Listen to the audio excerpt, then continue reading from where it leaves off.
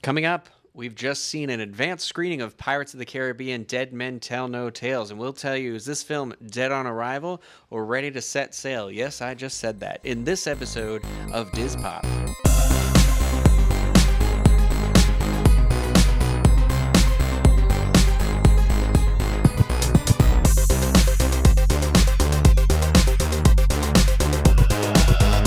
DIS Pop is brought to you by Dreams Unlimited Travel, experts at helping you plan the perfect vacation. Be sure to visit them on the web at dreamsunlimitedtravel.com. Hello, everybody. I am your host, Ryno and Craig, and joined by my, what are they in ships? What would you be? My second commander? My lieutenant? My Mr. Gibbs? Yeah, I'll just be your, Monkey. No, that sounds rude. No, I don't want to be your monkey. No, I'll just be Craig. Okay. I'll be Craig. The co-host, Craig. We've promoted you to co-host at this point. Thank you. So we had the opportunity to attend a Disney Parks blog advanced screening of Pirates of the Caribbean Dead Men Tell No Tales. I got to go thanks to Jackie Gailey's son being able to, not being able to attend. So thanks, Jackie, for the invite. Craig was quick and swift, and he was able to sign up immediately. Yeah, as I usually am with those type of events. As soon as I see them pop up on my Apple Watch and on my phone, as long as it's not something I've done before. So like with this one, never seen Pirates before, had to. When I saw like the Pandora one pop up, I was already lucky enough to get into Pandora. I don't need to take that from someone else. Yeah. So very nice with it. He doesn't mean he hasn't seen the Pirates movies. He just meant this movie. Just this one. Yeah. But I do have to say, we're talking about the movie, obviously, not our experience seeing the movie. But if you are a local in Florida that is a Disney Parks blog follower, or even if you're just lucky enough to be traveling at the time that they do one of these meetups, whether it's for a movie or another event, fireworks, they do random stuff all the time. I highly recommend it. Disney Parks blog, the team behind it, really, really takes care of you. Oh yeah, they treat you real nice. I was surprised. Yeah, it's not uncommon for them to give you a little swag. Gift away for Doctor Strange. We got a special keychain this meetup. We got a Pirates bandana and a new Disney Parks blog T-shirt, which was cool because it looks like the East India Trading Company logo. I would have worn it, but by the time I checked in, they only had small and medium, so I gave it to Eli because I like to wear large T-shirts. So I wore my mermaid shirt to talk about a Pirates movie, but no, they give us that, and then they give us a voucher for free popcorn and a free soda. So I know that was.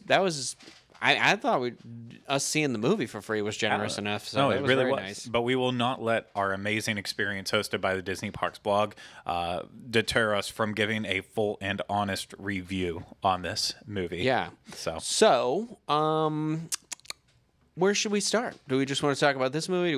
Let's talk about the Pirates of the Caribbean franchise a little bit here. Yeah. So this is the fifth entry in the franchise. It all started back in 2003 with Curse of the Black Pearl, arguably the best of all the films still. I don't even know if it's an argument. I think it's pretty much is the best. Yeah, no, I don't think anyone would ever say that it isn't the best one. If you only could watch one Pirates movie, 99.9% people would probably say Curse of the Black Pearl is the one and only one you need to watch, and I believe that still remains true after this new installment. But no, it is just a good classic. Yeah, it would have lived well on its own, kind of like Back to the Future, but they decided to let's give it the franchise and see how much legs they had under it. Yeah.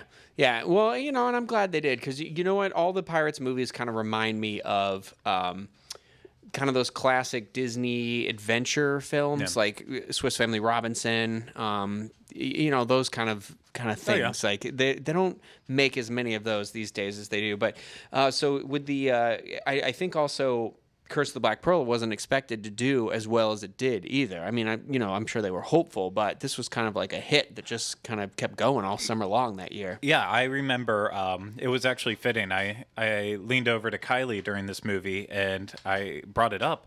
The very first time I saw Pirates of the Caribbean Curse of the Black Pearl was actually in Walt Disney World at that AMC theaters in that exact same theater. Oh, cool. When we were down on vacation, I think we actually went on premiere night, the Friday night that it debuted. Yeah. I just in going into that movie and stuff, I don't remember hearing a lot of buzz about it on TV. I mean, I was very into movies back then, but I don't really remember. I remember this movie. the trailer. Yeah, I remember trailers, like it was the feet in the water. Yeah, and it was like they were being skeletons, not. And I was like, yeah. Like I remember thinking, because the trailer didn't really show you anything. Exactly, and I think that's why when we're in Walt Disney World and we want to go see a movie one night, and this Pirates of the Caribbean movie's out, what better time to do it? And I remember we were all just blown away, like everyone else in the theater was, and basically everyone that watched the movie was. I mean, this thing was just a huge hit as much as they could. Johnny Depp, while already an established actor. Established, but I wouldn't say mainstream. No. I think he was still on the outskirts. Doing Astronaut's Wife and stuff like that. You picked the worst film he's ever done. Although I would argue that The Ninth Gate is the worst. Yeah. It's a good movie up to the very end, and then you're just like, it makes me so angry at the end. I hate it. But, well, I saw it that summer because I had just graduated high school in 2003, and it was my best friend and I, Kim, we've always been big Johnny Depp fans because she's loved him since she was, like, little, you know, always watching Edward Scissorhands. Mm-hmm. And, in fact, we pretty much had seen every movie he'd done up to that point. Donnie Brasco was a good one, too. Yeah, I didn't think I'd like that one, but I really enjoyed it. And so we went multiple times, too, because she really liked it. And there was a new movie theater in the town next to mine in Wareham that had just opened. And I remember, like, that's the movie we kind of christened that theater with. So a lot of good, memories attached to that. And then successful movie. Johnny Depp nominated for his first Academy Award for that, for Best Supporting. I want to say Best Supporting. It might have been Best Actor. But either way, he did not win. Wait, he didn't win. He did not. He was nominated for Best Actor in a leading role. Okay, I wasn't sure if they had billed him as the lead or not. It was also nominated for makeup, sound mixing, sound editing, and visual effects. Yeah, for sure. All these movies really do have that. Whatever the adventure is. Disney always likes to make these movies the same way Pixar movies are really that kind of advancement in animation each time. I feel like the Pirates movies really don't take it easy on themselves for how they want to do the visual effects. They really kind of push the boundary with that every time. So I do really appreciate that about the movies because oftentimes it does look wonderful too in the movie, So and that continues on with the follow-up. They filmed the back-to-back sequels, Dead Man's Chest in 2006 that came out, and then in 2007 it was followed up with At World's End. Yep. I didn't care for these ones as much. In fact, I've only seen At World's End the one time in the movie theater because I thought it was so confusing. I couldn't understand it, but I had started working at Disney in 2007, and I remember when it came out on DVD and Blu-ray, I couldn't afford to buy it yet. Yeah. So that's the reason I never just ended up getting it. They're all waiting at my house right now to do a re-marathon of all four of them. But the second one, I mean, Bill Nighy. Oh, exactly. Bill Nighy stepping in as Davy Jones was just absolutely spellbinding. Yeah. Because Jeffrey Rush did such a great job as Barbossa in the first one. He obviously, spoilers, he dies at the end of the very first movie.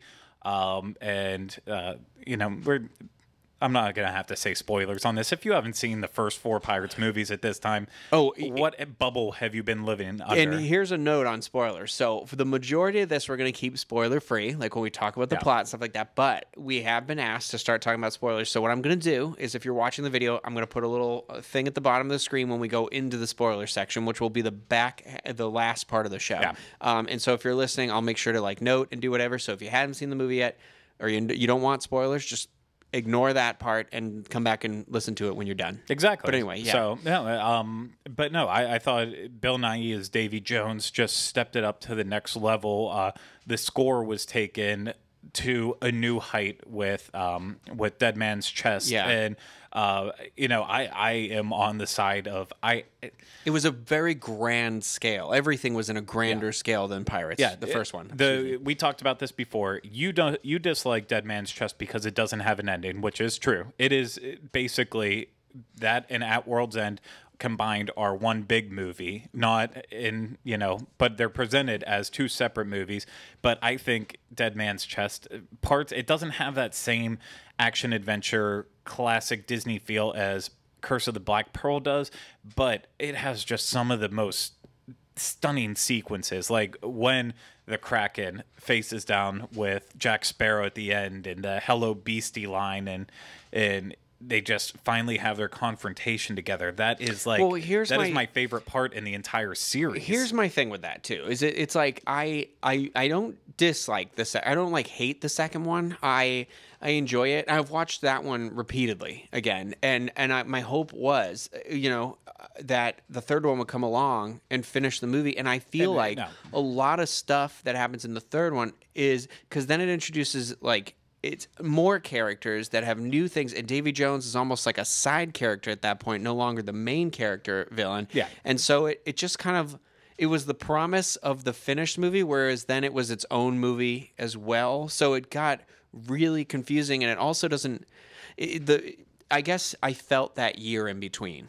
Yeah, it didn't feel like it was picking up immediately where it left off. And it just overall wasn't nearly as good as Dead Man's Chest, and it did not even hold a candle next to Curse of the Black Pearl. At World's End just wasn't great.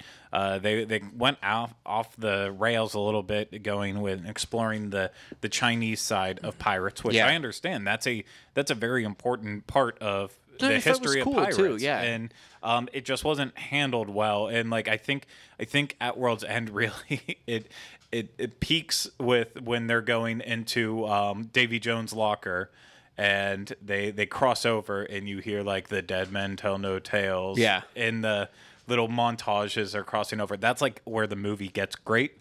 And then it's not really great after that. I will say crabs and the witch with the crabs. Oh gosh, I forgot about that. But regardless, I do think the movies all look beautiful. I should say that because the third movie has the finale where that guy. It's not Commander Norrington. It's the other, because he's on their side in that one. But the guy who was working for the East India Trading Company or the British Empire, whatever it was. Yeah. When he was walking down the ship and the ship's just being blown apart around him, I remember watching that and thinking wow, this scene looks beautiful. But just for reference here, the Rotten Tomatoes score of these first three movies, Curse of Black Pearl was at 79%, Dead Man's Chest 54%, At World's End 45%, and then this was that was 2007, and then 4 years later we got On Stranger Tides, which saw the first movie without Elizabeth Swann and Will Turner in it, and Jack Sparrow kind of taking on a new adventure with new people, and I thought this would be a great idea, is that Jack should always be kind of the sidekick. He's the interwoven thread in Pirates, whereas the other people are the main story, and Jack's kind of the guy who works in and out. He's the legend. Yeah, but what it takes is a strong ensemble cast to really pull it all together. Mm. And we've also discussed this off camera, but with Orlando Bloom and Keira Knightley in the first three movies. Orlando Bloom had just seen a lot of success coming off of the Lord of the Rings movies. So he was very well known by that point. Keira Knightley had done Bend It Like Beckham and some other things, and I believe she was known in the theater world, but she wasn't a massive star. Or my favorite Star Wars film, Episode 1, Phantom Menace. Exactly. But they both had a lot of promise, and they are both very talented actors.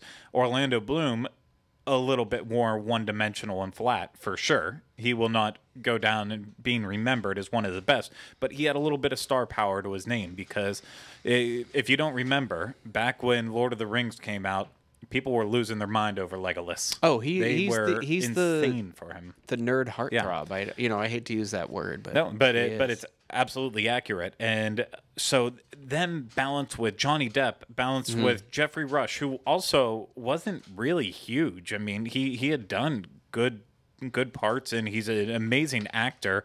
Yeah, phenomenal actor. You know, especially if you've ever seen Mystery Men. The Ben Stiller. I forgot vehicle. he was in that. Yeah, he's the villain in it. He's done great things. But he's got that Albert Einstein TV show that I really want to see coming out this year. But yeah, but all these actors came together to just make something fantastic and get to On Stranger Tides, and then you have Penelope Cruz and Ian McShane, which are both phenomenal actors.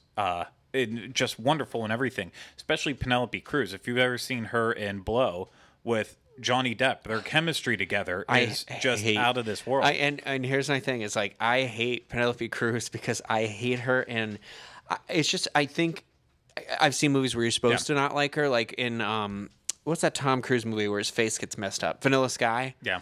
And in Another Life, where they're both cats, or in Blow when she's just like.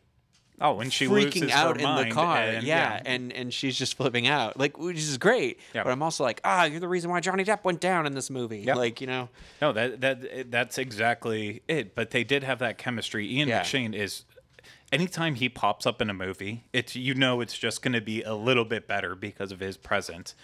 But, when he's the Santa Claus killer on American Horror Story season 2. Yeah. But the movie failed. It didn't really work well. It didn't have that same magic. So fast forward. Well, I'm just going to say personally, I actually enjoy the fourth one more than the third one. For me, I was like, I just didn't like the third one so much. Again, I will say I've only seen it the one time in the theater. I did buy them all on Amazon. They were like $8 for the Blu-rays for each one. So they're waiting at my house. I'm going to do a little marathon and see how I feel about it afterwards. But yeah, I will say though, Sam Claflin, who was Philip in the fourth one, he was supposed to be, or potentially could still kind of blow up a little bit. For those of you who don't know, he was in the fourth one, but he's also in he was in Snow White and the Huntsman. He was the prince. So, that movie's really about Snow White and Thor. My gosh. What the heck is Thor's name? Chris Hemsworth. Yeah. And then he was in the Hunger Games. He's Finnick in the Hunger Games movies. And he's been in some other like indie hits and stuff like that, and things. And so I don't think he quite took off the way he was supposed to, maybe. But I feel like he was in that similar platform. But I do agree. I do agree with what you're saying. So. Go on with what you were saying about fast forwarding to. Well, let's fast forward to now with Dead Men Tell No Tales, and what they did was I think they really looked at what worked at Curse of the Black Pearl, and that was taking that great chemistry between a likable guy and kind of an adventurous girl, that little twist. I mean, let's be honest. We know that the main boy in the movie is what? No spoilers. Don't say it. I don't think that's a spoiler. Okay, it was used in international marketing. I haven't seen it used in domestic marketing. Okay, so I'm gonna say that there are a couple of twists in this film. One, if you've watched the commercials, you probably know it. Okay, and it's pretty obvious by looking at what he looks like. I'm just gonna say that. We'll get to that lineage later when we get to it. But either way, there is a twist on who these people are, which we'll talk about at the end. But yeah, I still disagree because his name is listed on the Internet Movie Database. I know, but I promise, like, that is not a spoiler. It's his name. I know. I don't know though. But if they didn't look it up and they're only going by TV commercials, it's okay. All right. Well, you're gonna say it. Just say it. The main boy in the movie is Henry Turner. It is the son of Will Turner and Elizabeth Swann. together. And the girl is someone who we don't know who she is. She is a witch of sorts who is... Well, she's an astronomer and a horologist. An astronomer and a horologist who studies time. Fun jokes made about these, but we I don't know if we talked about it on this or we talked about it on something. We went to go see the preview clip that was playing at One Man Stream, and where the guy calls her a witch repeatedly. Yeah. And it was, it's funny. And that's pretty much the running thread, is that an educated woman is a witch. Exactly. No, it felt very like Monty Python-esque with repeating over and over again as a witch. But he has that same characteristics that Orlando Bloom had in the first Pirates movie. Yeah. The girl has, it feels like she's just a clone of Elizabeth Swann's character. I got that vibe in that too. Same, after Elizabeth kind of got going more in like Dead Man's Chest and at World's End than in Curse of the Black Pearl. The independent Elizabeth. Exactly. Yeah. Thank you. That was the perfect wording for it. And then pair that together with Johnny Depp, and it just feels comfortable and it feels natural. It feels like that same fit you had from the first one. These three as a trio going up against the villain in this case is Captain Salazar, played by Javier Bardem. Javier Bardem, who's just the most unusual human I've ever... He's good. You know what I mean? Like, he plays a good villain. I liked his villain quite a bit. I actually... Very different from his Bond villain, obviously. But I don't want to be rude or You disagree? You don't like his villain? No, I dislike him as an actor. I don't think he's... I know he's done amazing I've roles. only really seen... I don't think I've seen any other movie he's been in except for... No Country for Old Men. I didn't see that. Oh, you didn't even see that? Yeah. It's one of those ones that slipped through. Every year there's like a good movie that slips through. Yeah. That one slipped through. No, and he's fantastic in that. He's not bad in Bond, but I just don't like him. There's something about him that just grates and irritates me. But I surprisingly enjoyed him as the villain in this one. I think a lot of my notions on this were... again, we talked about the marketing. It was a little vague. This isn't really a spoiler. He's actually not a pirate in this film. He's more of like, he's kind of the Commander Norrington. I don't know if I'm saying that right. The Jack Davenport character from the first movie. I love Jack Davenport. Yeah. But he acts in that role because that guy was out to like stop the pirates. Yeah. He was a Spanish pirate hunter that, as you've seen in trailers and other stuff, he was kind of It is the trailer. The trailer is Johnny his backstory. Depp. Yeah. I'll put it that way, as spoiler free as possible. And so I think because of that twist, I enjoyed the take on his characters and his fleet, all of his... You mentioned the other two, the Elizabeth Swann wannabe and the Will Turner son. How did you feel about them? Because I thought watching this preview, I was like, two unknown people that I don't know that their chemistry is going to mesh. I actually went into that movie thinking I was going to hate the Henry Turner character, and surprisingly enjoyed them both. Yeah, no. For me, the Henry Turner is played by Brenton Thwaites, and I had not heard of him before this. Besides, he was in Maleficent. That's the only thing I knew him from. Who was he in that? He was Philip in it. Oh, okay. But like he was in The Giver and Gods of Egypt, and he was also in another movie which I did watch, Oculus, but I did not remember him in that. Oculus was that weird horror movie with Amy Pond. Oh yeah. But yeah, he was her brother, or you know what I mean, in that movie. I just don't remember him from that. So he is established to a point. He's definitely done some things. I just don't think with a lot of success. Playing Karina Smith. I didn't know her at all, yeah. Is Kea Scodelario, and I know her from the British version of Skins, but then she's also been in the Maze Runner movies and Clash of the Titans. So both definitely, they had some stuff on their resume, but I still think pretty unfamiliar for the most part with American audiences. And I thought they both did outstandingly well.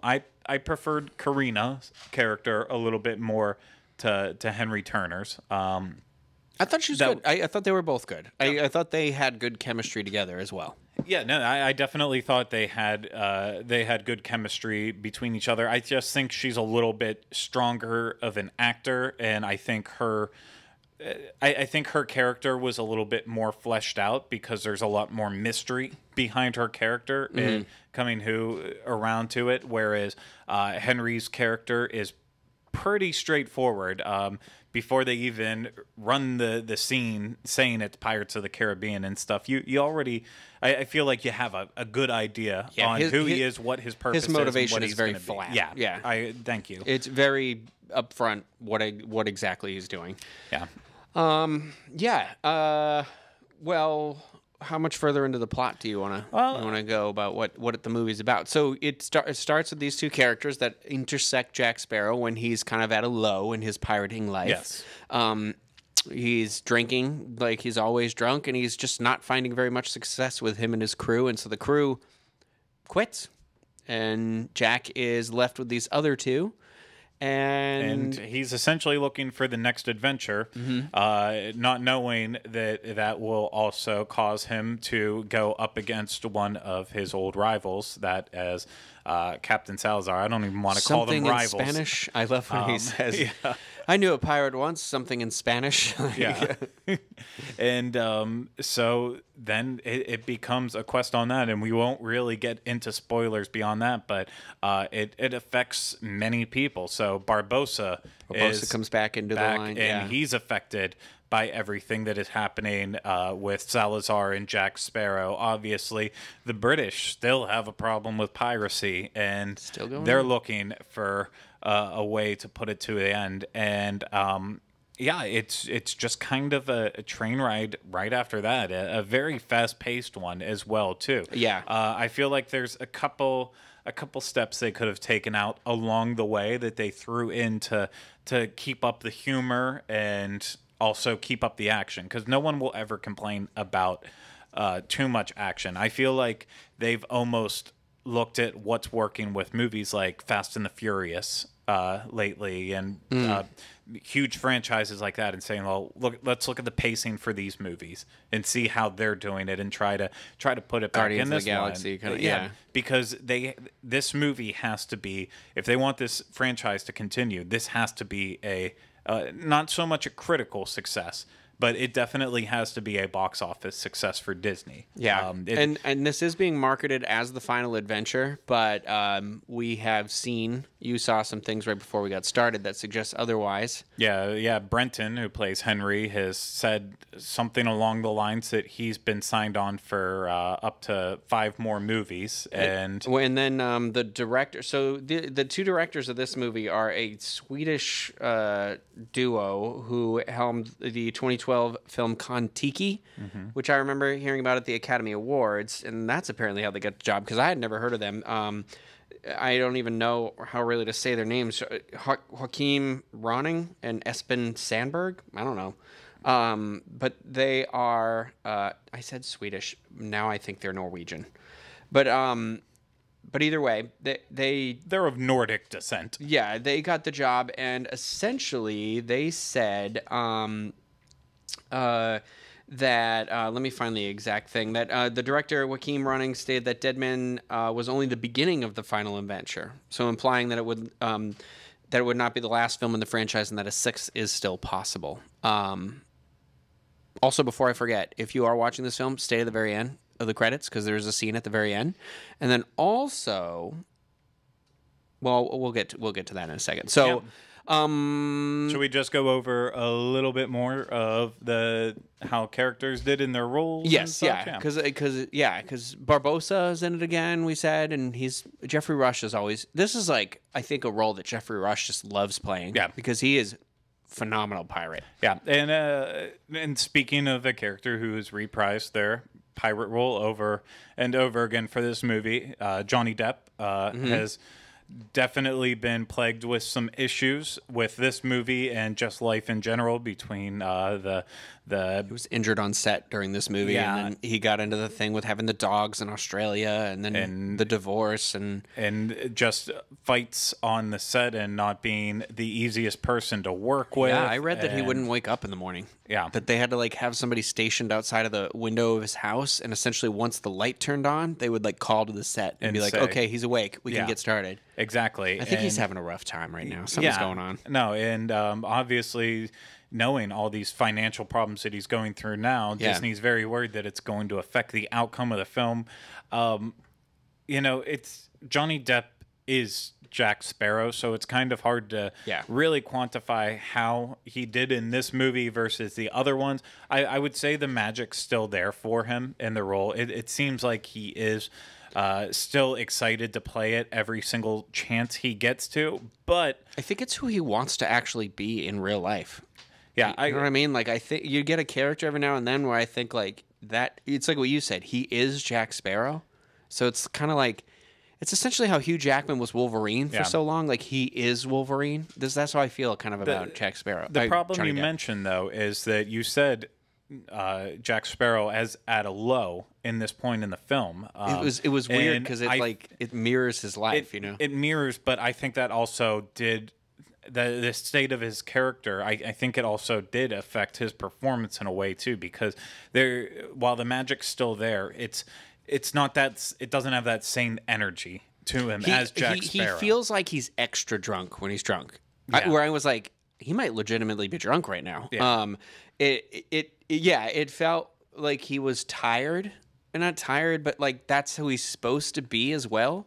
Yeah, it was really. It's very hard to distinguish what was the performance and what was That could reflecting be a what sign was of actually that could be a happening, sign though. of a true actor too, Yeah. though. You know what I mean? That's Brando style stuff. Yeah, I guess that is the case. But then seeing him bounce back, like seeing all the press that he did with Disneyland, he seemed like a complete different person Yeah. in all that promotion when he dressed up as Jack Sparrow and got in the Pirates ride and was waving at people on that. Yeah. So, I mean, I think there's more to that story that's leading on. But those are kind of the big list. The character Gibbs is back again. Yeah, of course. who doesn't He love has Mr. to. Gibbs? Yeah, but no, there's. I think the cast. There's a lot of. Oh, sorry. Go on. The cast as a whole. I think everyone delivered solid performances. Some people are there specifically to deliver the cheese and Yeah. make it a goofy, fun movie, and others are there to bring that. Just that extra sense of action, adventure, energy to it, and I think that it was balanced well. We're leaving two people out here that I feel like are underrated in the Pirates franchise. The duo with the guy with the wooden eye from the British Office. Yeah, Was that him again in this movie? Has he just like aged no, and gained a lot of weight? No, he was not in it. So So they gave him like a new sidekick. The other guy a new sidekick. No. If you remember, the two of them, they are from the very first movie. They were in the British Royal Navy, and they were kind of like the bumbling sidekicks on the British side. Oh, And I thought am I just getting him confused then? Because there was the one pirate who had the wooden eye. Yeah, that's who you're talking about Did he from not- The Office. No, him and his sidekick were not in this one. But he has a sidekick too, though. The wooden eye guy. Yeah, he's got the balding hair. I'm so sorry. I'm trying to be as descriptive as possible. He's got the bald spot on the top of his head, the scraggly hair, kind of like. Oh yeah, almost- he's the dwarf from he plays one of the seven dwarfs. I'm Yes. sorry. He in Once Upon a Time. Oh yeah, I like merged those characters in my head because that's why I was like, this guy looks different. So were these two guys in the other movies, or is this their reappearance from? So that we didn't see them in the last movie. We didn't see them in Stranger Tides, right? I gotta be honest. I have not watched. I believe they were in Dead Man's Chest and at World's End. I don't remember for the life of me if they were in on Stranger Tides. Well, anyway, though, it was nice to see those like kind of minor side characters make their reappearance. Yeah. There was a lot of really great callbacks. The directors did say that the tone and style and script of this movie were heavily influenced by the first movie, which you can really feel it. It's got that more taking itself more seriously, where like the first movie is scary sometimes. You know what I mean? And it is funny and it is adventurous, and it just like an adventure can be scary, funny. You know what I mean? And I'm going to tell you right now one of my favorite callbacks that I very specifically remembered is in the first movie. I loved his comment on mayonnaise because he always says, "I love the French. They invented mayonnaise." He says that again in this movie, and I loved it because that was like, for some reason, it's just a stupid off the cuff line that Johnny Depp just says in the movie. I think it was even like it was improv. Yeah, and he says it again in this movie because they're gonna he's up for death by, he gets three options: the firing squad, hanging, or the new French invention, the guillotine. And he says, or they say the guillotine, and he says, "Oh, sounds French. The inventor's of mayonnaise. I like the French," so he chooses that, and then he sees what it is, and he's like, no. But a lot of there was that. There was a fun line where the girl says to the guy, Karina says to Henry about, and did you have a conversation with a kraken or mermaids? Yeah. And that was a nice callback to the last two movies as well.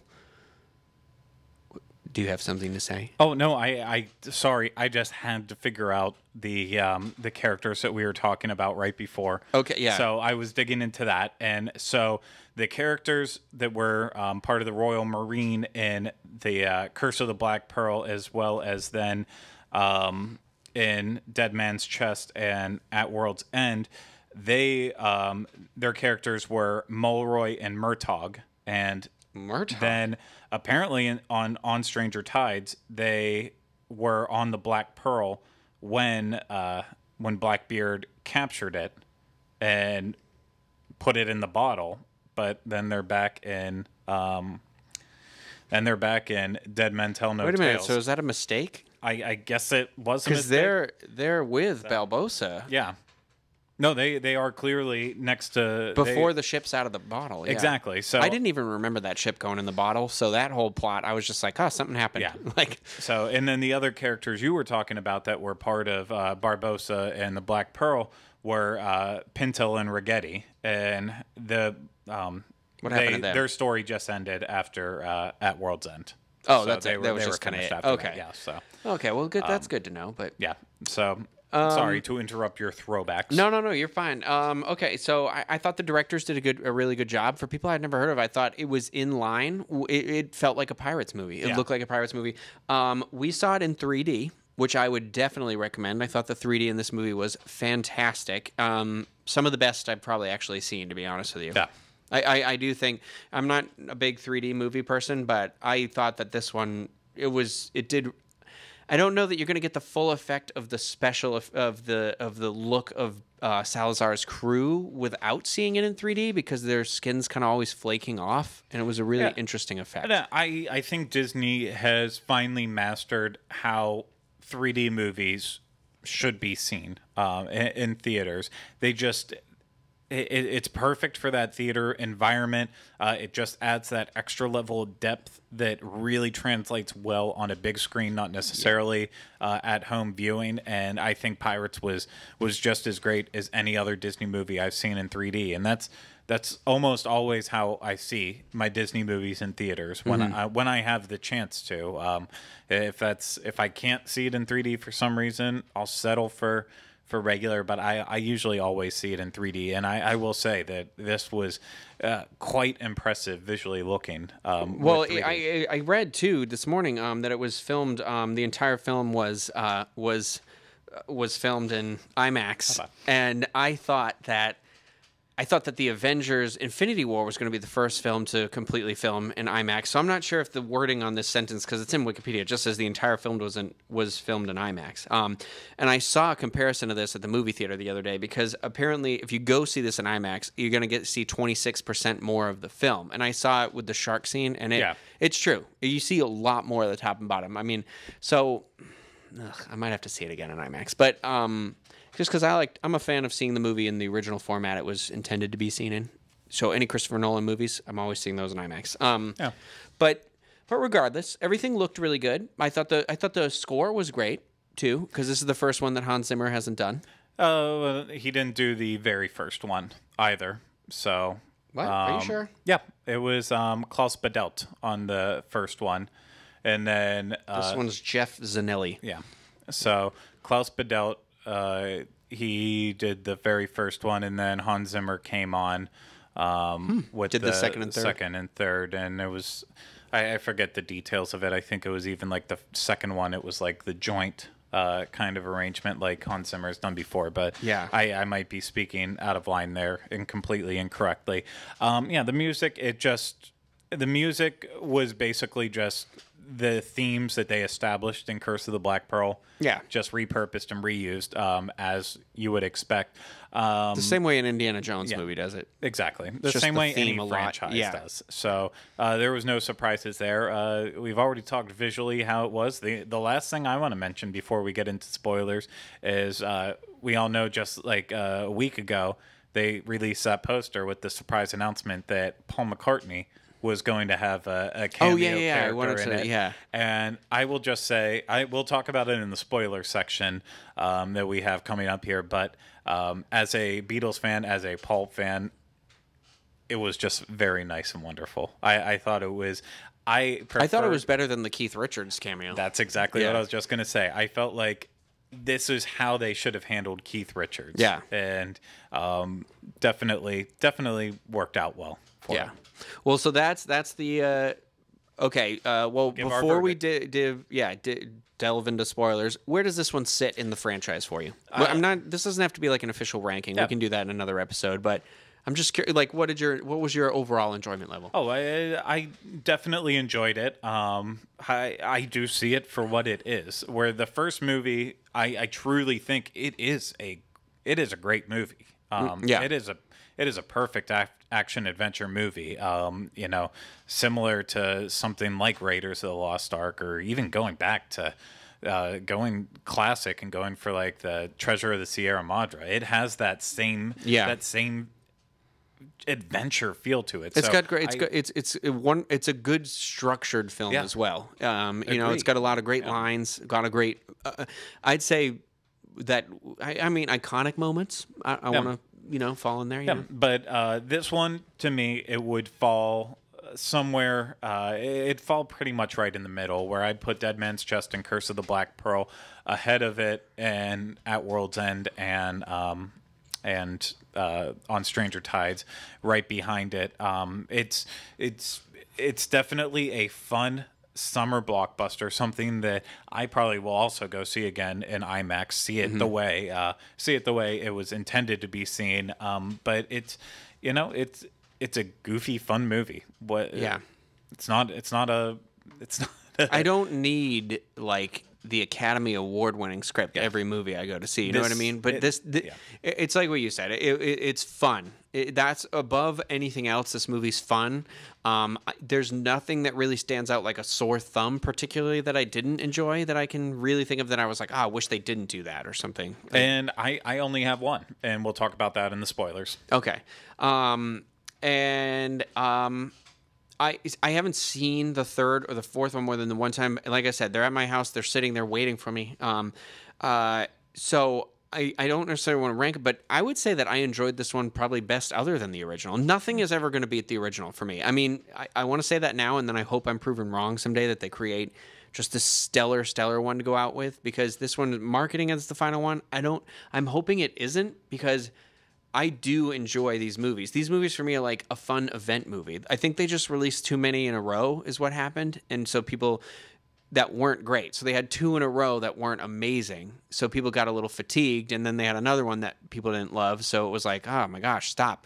Where it's kind of like, okay, if you could keep it in this level and go forward, I would love to see one of these every like 5 or 6 years, 4 or 5 years, 3 years. I genuinely think that they were hoping that this would be that turnaround movie for them, like with Fast and the Furious, when Fast 5 came out, that started to show that was that's going to turn the beginning. Yeah, it's going to start to turn around, and then 6 and 7 come out and just blow open the gate. Yeah. From Mission Impossible. Mission Impossible 2 just went the different route, screwed it up.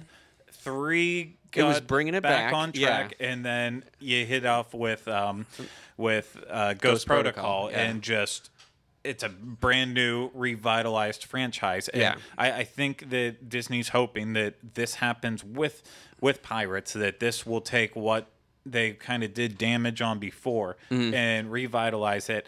And again, I still stand by this. Critically, I don't think this is going to do more than like 50% on Rotten Tomatoes. I think it's going to be very divisive. And see, I'm even surprised by that, middle. to be honest. Like, I was hoping a little higher. Like, I am surprised that because all the Pirates movies have some ridiculous action sequences. We already spoke about the one where they're robbing the bank that we thought that's probably the most ridiculous action sequence in the movie. I mean, the other ones are much more elaborate, but that's the one where you're kind of like, this is a funny action scene. It's not meant to be serious. I think I think audiences are going to eat this one up because it does bring back some of that magic from the first one. But I don't expect this to go on to make Beauty and the Beast numbers. I don't expect it to go on and make Fast and the Furious style numbers. Johnny Depp's been kind of scarred, so this movie doesn't really have the A-list celebrities that they need to like really propel it to the next level. And it's a fun movie, but Craig, you were right. Before we tip into the spoiler territory, you do see a young Jack Sparrow in the trailers because we spoke about this in another episode. They did de-age Johnny Depp.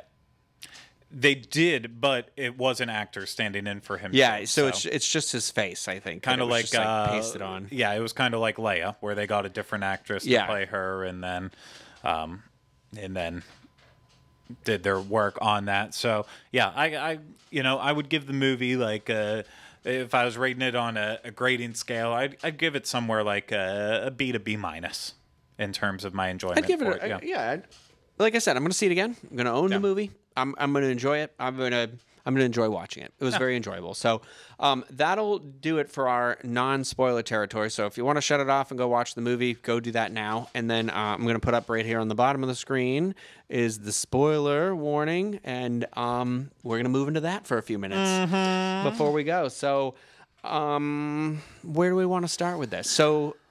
okay, so I'll start with my issue in the movie. There is... Well, okay, hold on. Let me give a little bit more, because I did read something that we didn't talk about because it was kind of a spoiler. Okay, so we talked about Henry's... his character's mission in this is to find the trident of Poseidon. Yes. Because it will break all the curses of the sea, because he wants to free his father, Will Turner, from his curse of Davy Jones. Yes. And then Karina is she also looking for the trident, or is she just looking?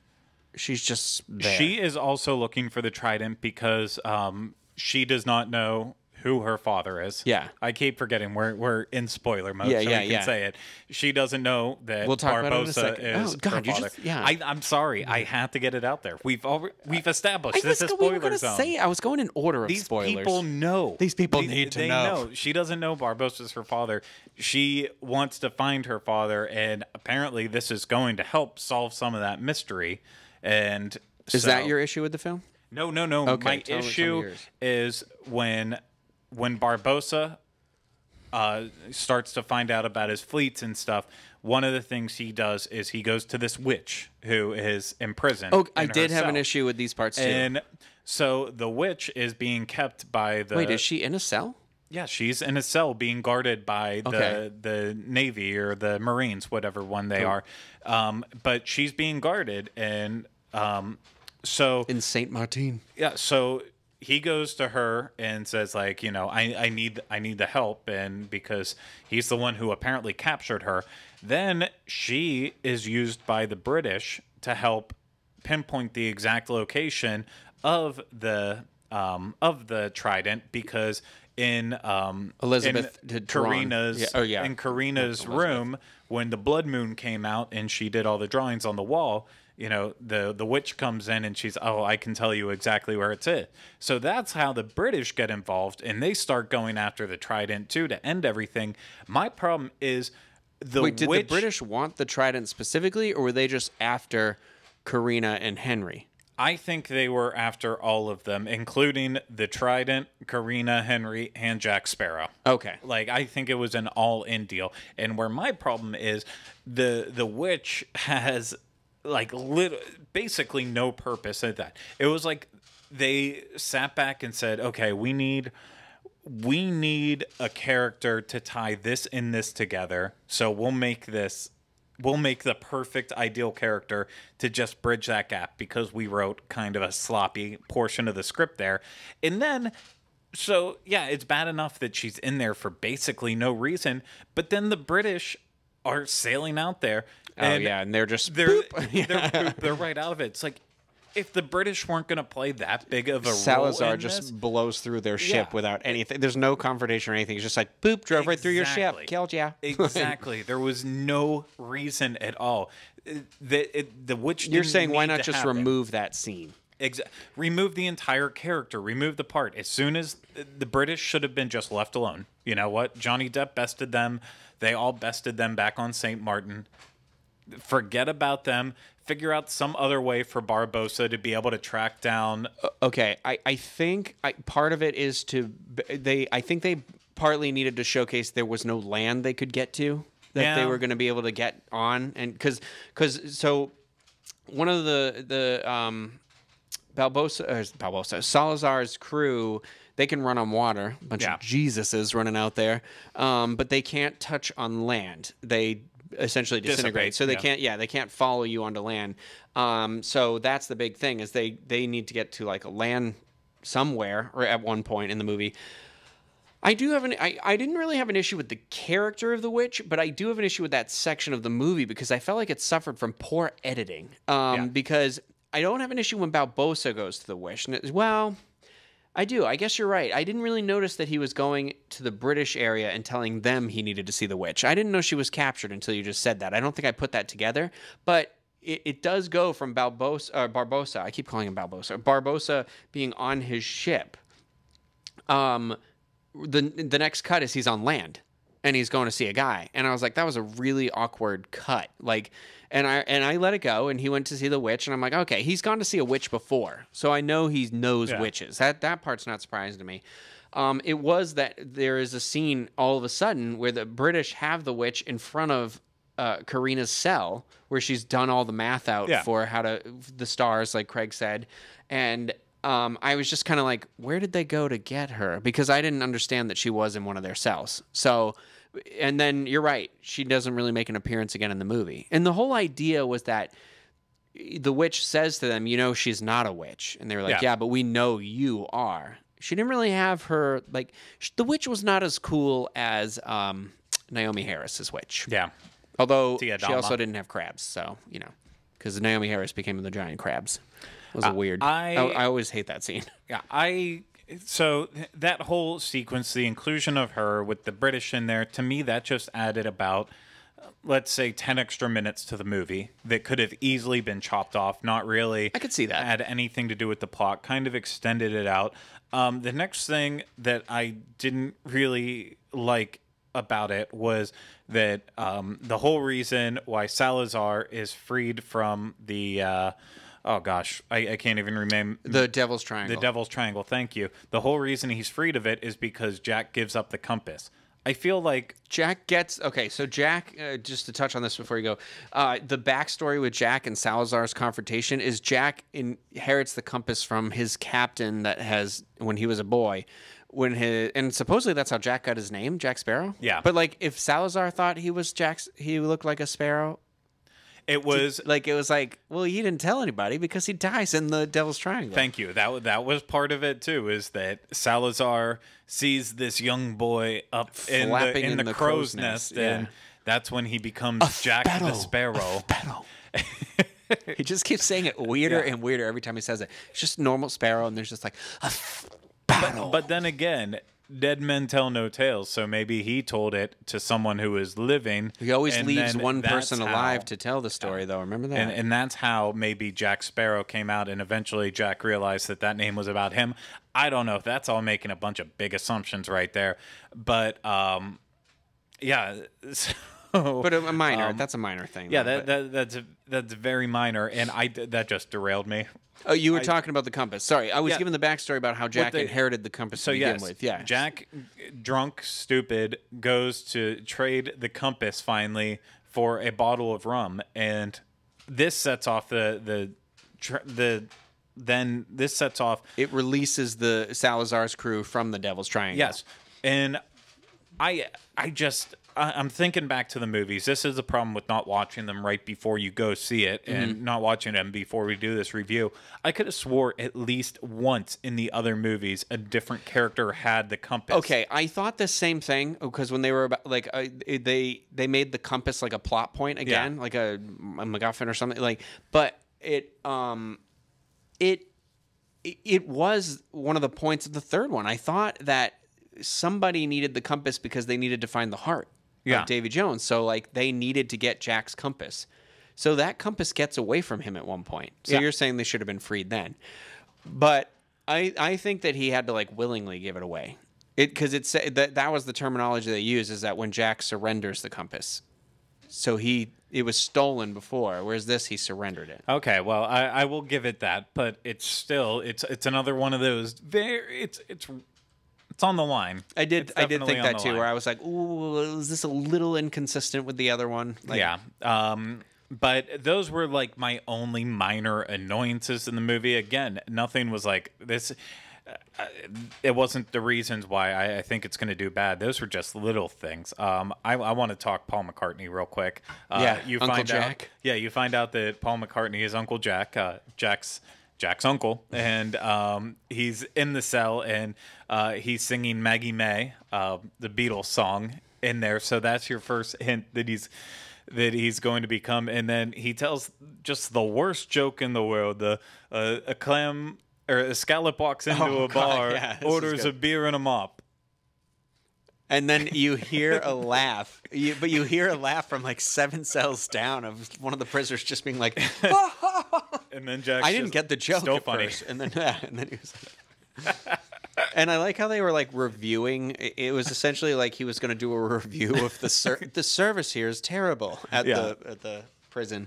Yeah, and when Jack's on his way to go to his execution, it's like, oh, talk to my friend about that. Oh yeah, ask for the disemboweler. They won't cut your feet off. Yeah, they won't cut your feet. And then when Jack asks when he gets up to the guillotine, and he's like, I want to speak to whatever. And I thought that was good. That was funny. No, it was a nice, funny sequence. I thought this movie was again, we've said funny and quick, but it was hilarious. See all the twists either. Yeah. I didn't know that Katrina was going to be Karina was going to be Barbossa's daughter until he goes up to talk to her, and I was like, oh, because I knew you didn't have the feeling because they mention it.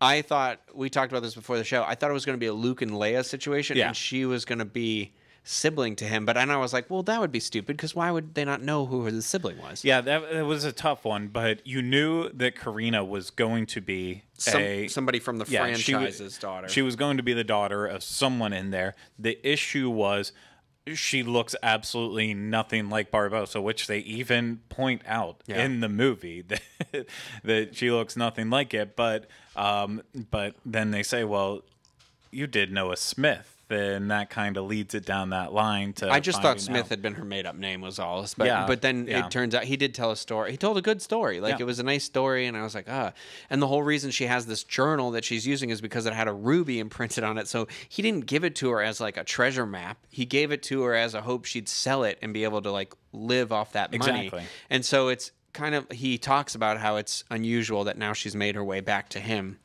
Essentially what he never wanted to happen. Yeah, but I think it was a good twist. They always find a way to humanize Barbossa's character more and more with each film. Because in the first one, straight up villain. The second one, when they bring him back, Tia Dalma brings him back from the dead to help out and go find Jack. It's like he becomes this this new hero of Yeah. sorts, and that continues through at World's Well, End. I was going to say that this is just like the final twist on making him a character you not just root for, but you actually do truly care about him. He's got that great. I thought he's got a good redeeming moment too. You know it's coming when it's coming. You know, I actually thought Barbosa is my favorite part of on Stranger Tides. Because I liked the buddy cop with him, and it gave the backstory about how he lost his leg. Yeah, and I always thought that was I thought that was one of my favorite parts of that movie. We didn't. This isn't spoilery, but I do want to mention this really quick. I thought the makeup and stuff in this movie, the attention to detail to make things, even as outlandish as this movie is, like the pirate's skin all burned with like sunspots and like bloodshot eyes. Like I am always blown away by that. Yeah, no, I was thinking the exact same thing too with this. I don't remember it being that detailed in the other ones. It really stuck out in this one. In a good way. What I felt like was like, it's gross. And like these men look like they've been trapped in the sun on a boat for like a long time. Oh, and as a person who's had a night or two of heavy drinking in their life, I know those bloodshot eyes as well too. So it just all played in together. So in the spoiler territory here, I do want to throw it out there that if you are hoping that Will Turner is in this movie more than you think, he's not in the movie. He's in the movie for the opening scene, and then he's in the movie for the closing scene. He's not. There's no swashbuckling action with Will Turner in this movie. No, and we knew that Keira Knightley was going to come back as Elizabeth let's talk Swann, about that moment. Though. And she was in it. It almost felt like if it wasn't for the fact that they did embrace and then kiss, I would have thought that she filmed her scenes completely in a different soundstage. Yeah, I agree. Set apart from Orlando Bloom. Like, it's okay, I'll come in and do it. I just don't want to be on set with anyone. I don't want anyone to see me. Yeah.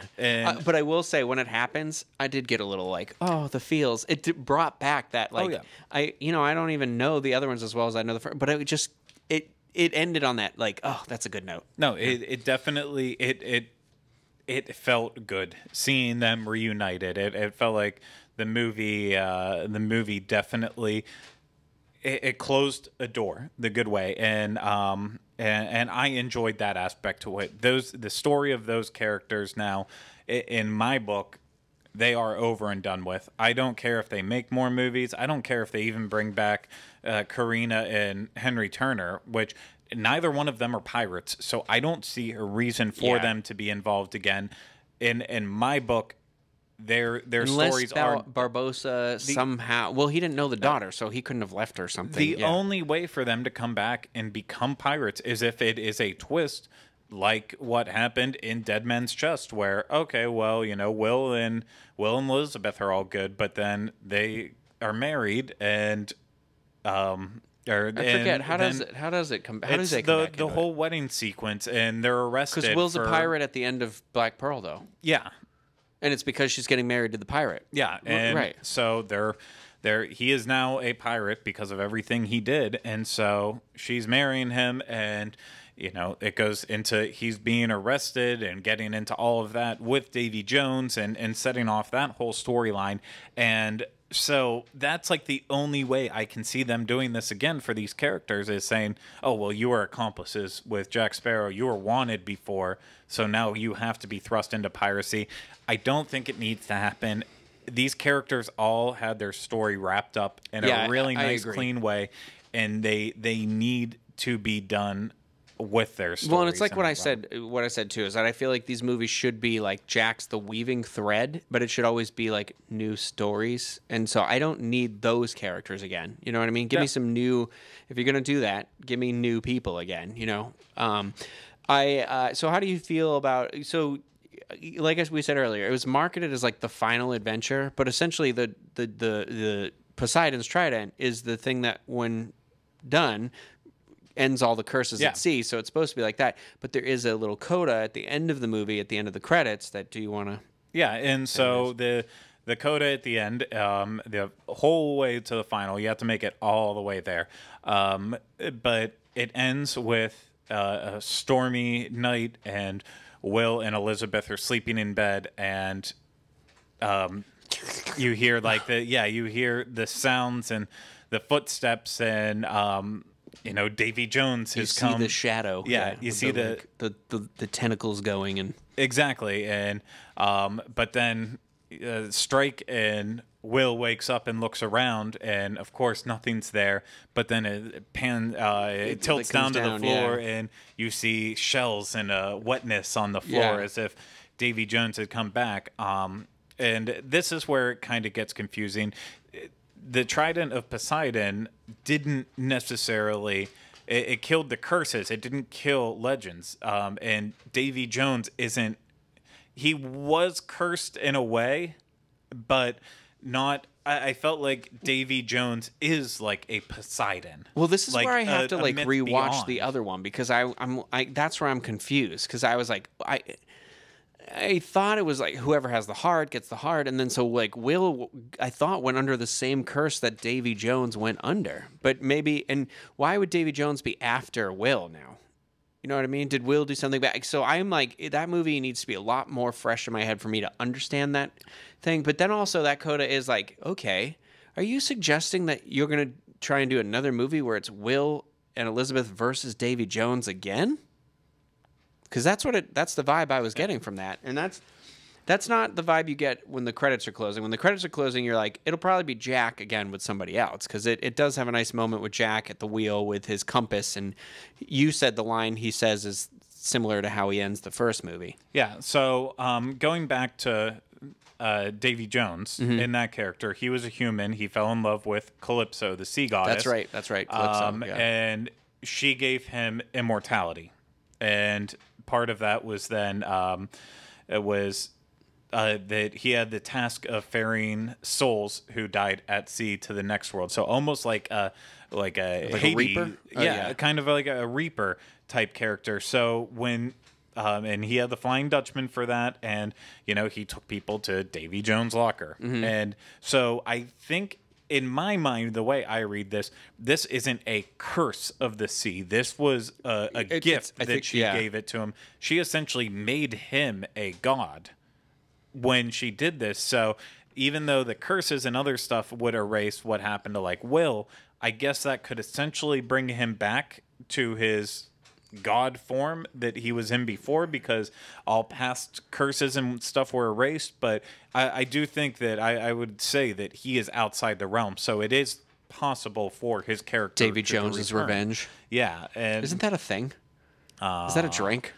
It could be. So is that code for diarrhea? It very well could be. I don't know. But yeah, no. So the first movie ends with, and I apologize, I don't know the exact words, but I believe it is, he says, "We have our heading now. Bring me that horizon." Yeah. And that's the last line of the first movie. And then in this one, it's I've got a date with the beyond the horizon. Yeah, beyond the horizon. So he brings up the horizon again, and it's like the exact same kind of sunset feel to it, and that same shot, and has it out, and it just so it's set up like that first movie, where the first movie, it felt like that would have been a perfect end. It left a little mystery, but a perfect end to that. This one to me, it until the end scene in the credits,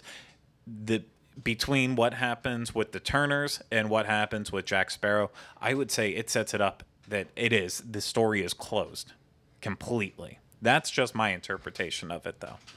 The thing is, I think it leaves it in the same sense as the first one, where it feels like closed enough that it's like, I don't need to go see these people again. I don't think we needed to, I'm sorry to say it, but I don't think we needed, well, I guess we did, because we didn't know Will's dad and stuff like that. But at the end, it felt like its own film. And that's what I kind of think these really should be anthology films and not ongoing. I don't know. So...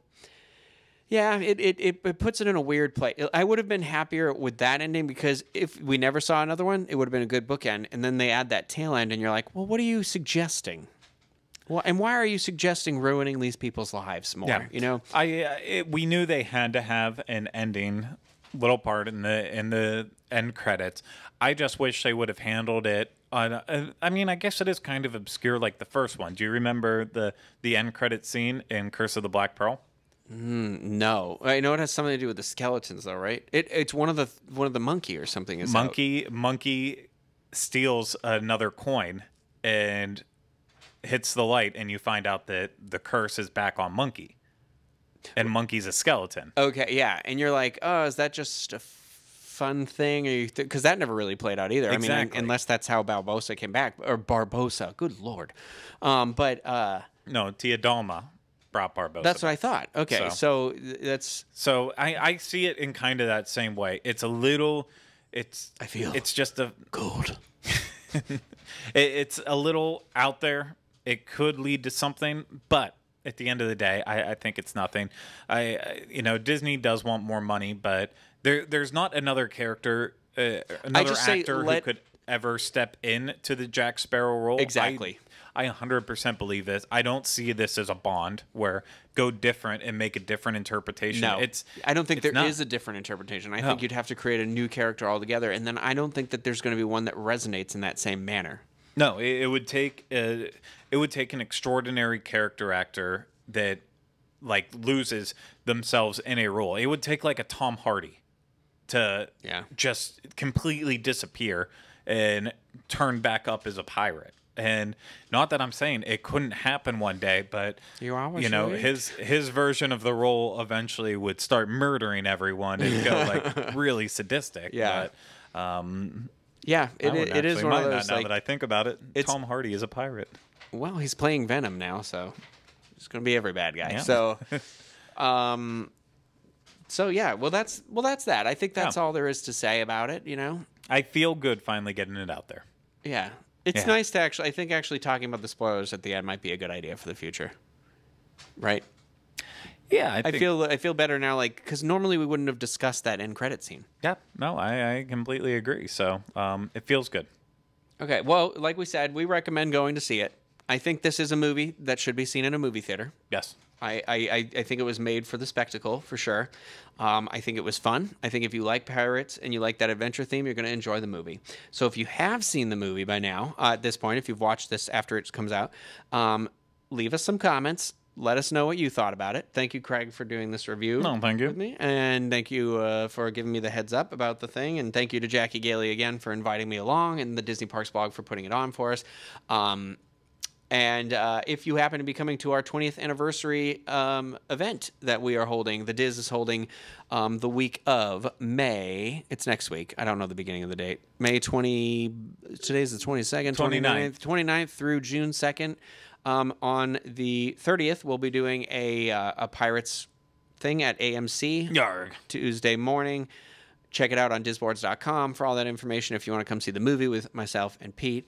And yeah, it'll be fun. So if you've seen the movie, let us know what you thought of the movie in the comments below. I will revisit the Pirates theme again and do some ranking and fun stuff later down the road, maybe.